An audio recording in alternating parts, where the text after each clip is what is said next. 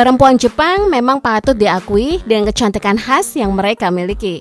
Mata sipit, badannya ramping, dan kulit putih bersih yang membuat siapa saja yang melihatnya akan tertarik. Dengan pesona ini, banyak dari mereka memenuhi pinggir jalan kota untuk menarik laki-laki masuk untuk bersenang-senang. Bahkan, tak sedikit mereka akan memanfaatkan klien dengan kedok teman minum.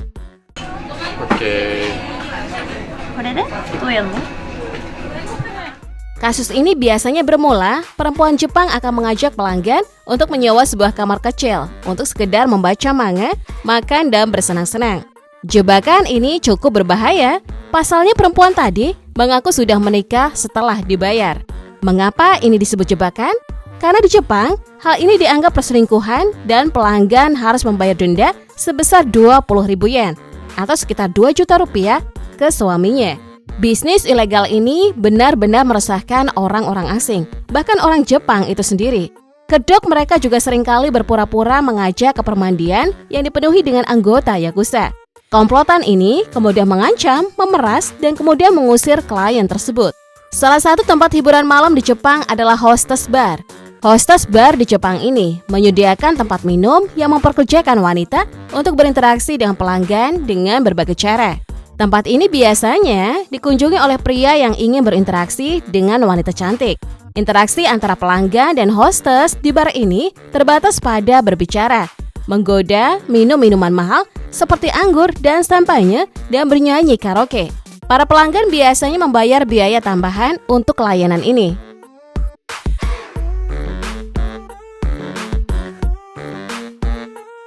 Hubungan yang terbangun di bar tidak hanya sekedar hostess dan pelanggan. Beberapa di antaranya punya hubungan baby dan sugar daddy. Meskipun begitu, hubungan di antara mereka sebatas memberi hadiah dan memberi perhatian lebih tanpa melibatkan hubungan seksual. Fakta lainnya, beberapa bar hostess di Jepang dioperasikan oleh Yakuza yang terkenal karena suka memaksa pelanggan membayar tagihan yang sangat mahal. Sayangnya, jika seseorang tertipu oleh praktik semacam ini, polisi tidak akan ikut campur di dalamnya. Beberapa bar hostess memamerkan hostess di luar untuk menarik pelanggan. Mereka yang bekerja di luar ini dijaga oleh staf pria dan orang-orang yang punya niat buruk.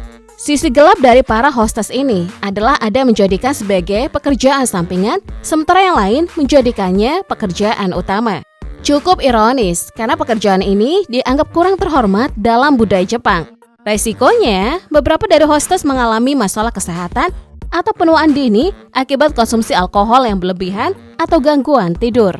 Sebagian besar dari pelanggan mereka dari kalangan profesi, bos besar, pekerja konstruksi, pekerja kantoran, bahkan pria dari usia 20-an hingga lebih dari 80 tahun. Dan yang lebih mengejutkan, kadang-kadang mereka yang masuk adalah kelompok besar biksu Buddha.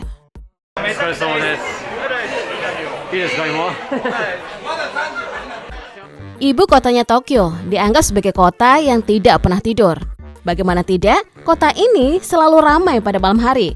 Ada tempat-tempat seperti Roppongi, daerah Shinjuku, dan wilayah Shibuya yang terkenal dengan kehidupan malamnya. Meskipun begitu, orang Jepang biasanya kurang senang pergi ke klub.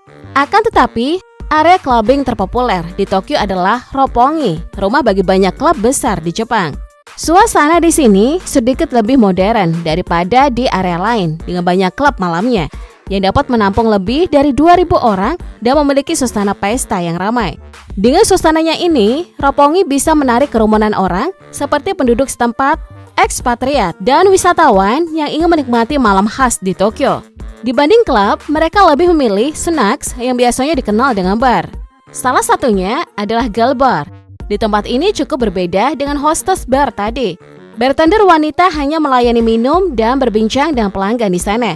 Meskipun terdengar bebas, tapi ada aturan ketat yang melarang mereka duduk di samping pelanggan atau menuangkan minuman langsung ke gelas pelanggan.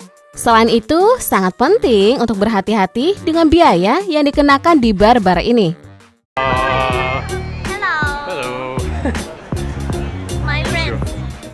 Beberapa bar disebut-sebut mengenakan biaya tambahan yang tidak masuk akal. Tentu hal seperti ini menargetkan turis yang tidak familiar dengan sistem pembayaran dan mereka yang belum fasih dalam berbahasa Jepang.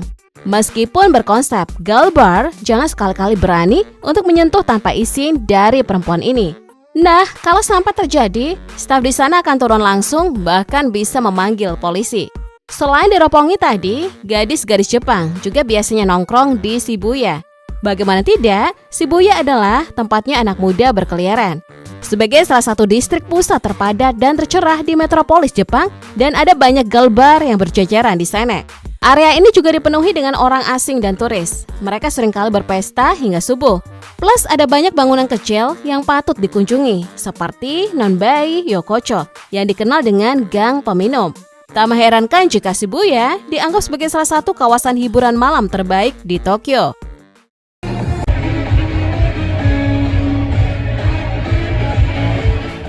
Shinjuku juga menjadi tempat pelarian orang-orang Jepang untuk melepas penat. Shinjuku, kawasan bisnis tersibuk di Tokyo, dibagi menjadi beberapa zona yang masing-masing punya khasnya sendiri dan terkenal dengan banyaknya pilihan klub malam, bar yang identik dengan LGBT, bahkan pub remang-remang. Meskipun tersebar di lorong-lorong sempit, terhitung sebanyak 200 klub dan bar kecil yang ada di sana. Kawasan ini juga memiliki distrik lampu merah yang paling terkenal di Tokyo, yaitu area Kabukicho. Banyak warga Jepang yang menyarankan untuk menghindari area Kabukicho ini. Pasalnya, mayoritas daerah di sana banyak dikendalikan oleh Yakuza. Mungkin untuk yang lebih aman, kita bisa mengunjungi izakaya atau yang biasa dikenal dengan bar santai. Tempat ini biasanya dikunjungi untuk minum, makan, dan bersosialisasi. Izakaya menjadi tujuan bagi warga Jepang untuk menikmati berbagai macam makanan dan minuman Jepang dalam suasana santai. Shake, bir, koktail sudah menjadi hal yang wajib disediakan di setiap izakaya. Makanannya juga tak kalah khas. Sashimi, karek, dan edamame juga menjadi menu favorit pengunjung di sana. Tak hanya sekedar tempat minum, acara ulang tahun dan promosi kerja juga biasanya diadakan di izakaya. And it's not that strong really because of the soda, like just like your mom said, really good. Klub, bar, atau izakaya mungkin belum cukup untuk mengobati rasa sepi orang-orang Jepang. Pilihannya bisa jatuh pada karaoke. Aktivitas bernyanyi ini adalah hobi yang disenangi di Jepang. Banyak orang Jepang yang menghabiskan malam mereka menyanyikan lagu-lagu favorit mereka di ruang karaoke pribadi bersama teman atau kolega. Tentu bisnis karaoke ini banyak menjamur di sana.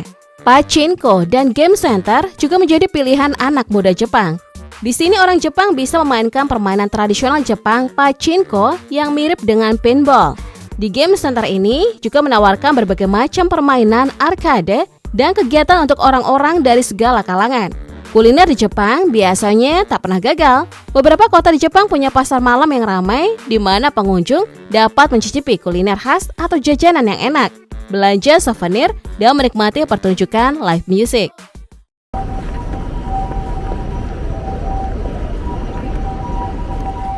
Meskipun kehidupan malam di Jepang menarik dan penuh warna, sikap berhati-hati sangat perlu di sana, terkhusus bagi mereka yang orang asing. Kabar baiknya, orang-orang Jepang biasanya sangat ramah dan siap membantu para pengunjung asing, meskipun dengan bahasa sederhana atau bahasa tubuh. Terlebih, ada banyak kasus penguntit yang tak segan melukai korban. Untuk itu sangat penting untuk belajar beberapa kosakata dasar dalam bahasa setiap negara yang dikunjungi dan menghormati budaya mereka dengan berusaha menggunakan bahasa lokal.